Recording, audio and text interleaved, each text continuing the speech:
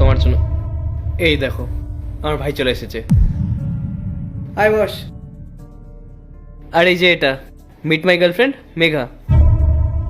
তাহলে এটা তোমার ভাই? হ্যাঁ, ও আমার ভাই।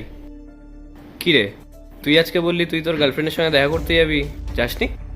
গেছিলাম দাদা, কিন্তু অন্য কারোর সাথে দেখা করতে গেছে। অন্য কারোর সাথে দেখা করতে চলে গেছে মানে? আরে ও তো তোকে ভালোবাসে, ও অন্য কারোর সাথে কি করে দেখা করতে চলে যেতে পারে? দাদা, ও হয়তো আমার থেকে আরো বেটার অপশন পেয়েছে। হাট, এরকমটা হয় নাকি? আমরা যাদেরকে ভালোবাসি সেই আমাদের জন্য বেস্ট অপশন। হয়তো দাদা ও আমাকে কখনো ভালোই বাসেনি। আরে ও যখন তোকে ভালোবাসে না তাহলে এতদিন ধরে তোর সঙ্গে ছিল কেন? জানি না দাদা। জানি না মানে? আরে ও তোকে এইভাবে ইউজ করে চলে যেতে পারে না। তোর তো ওকে জিজ্ঞেস করা উচিত ছিল যে ও তোকে কেন ভালোবাসে না।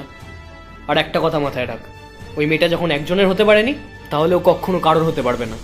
আর মেঘা, তুমি আমাকে একটা কথা বলো, যেই মেয়ে একসঙ্গে এতগুলো ছেলের সঙ্গে প্রেম করে তার সঙ্গে কি থাকা উচিত?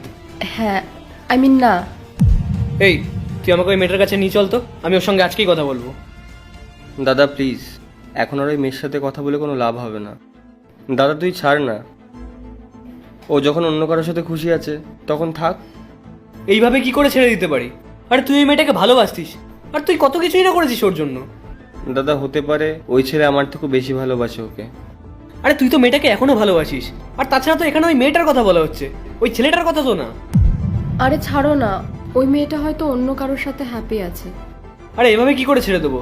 তুমি জানো আমার ভাইকে কত হাসি খুশি থাকতো, আর দেখো এখন ওর চেহারাটা দেখো, মেয়েটার চক্করে পড়ে নিজের কি অবস্থাটা করেছে। আমি আমার ভাইকে কখনোই এই অবস্থায় দেখতে পারবো না। এই, তুই চল আমার সাথে, আমি এখনই ওই মেয়েটার সাথে কথা বলবো। না দাদা, তুমি চিন্তা করো না, আমি একদম ঠিক আছি।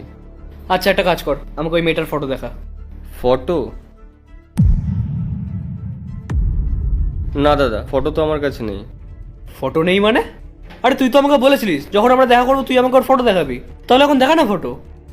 না দাদা থাক, ফটো দেখতে হবে না। আরে বন্ধ করো না এবার তোমরা, যেটা হওয়ার সেটা তো হয়ে গেছে। আরে দেখা না ফটো, আরে দেখা না।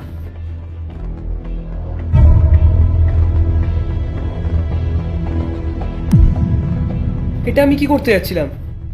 আমার ভাইয়ের ভালোবাসা মানুষের সঙ্গে বিয়ে করতে যাচ্ছিলাম আমি। আর তুমি তুমি তো আমাকে বলেছিলে যে তোমার কোনো পাস নেই, তাহলে এইসব কি? দেখো, আমি জানতাম না যে এটা তোমার ভাই হয়।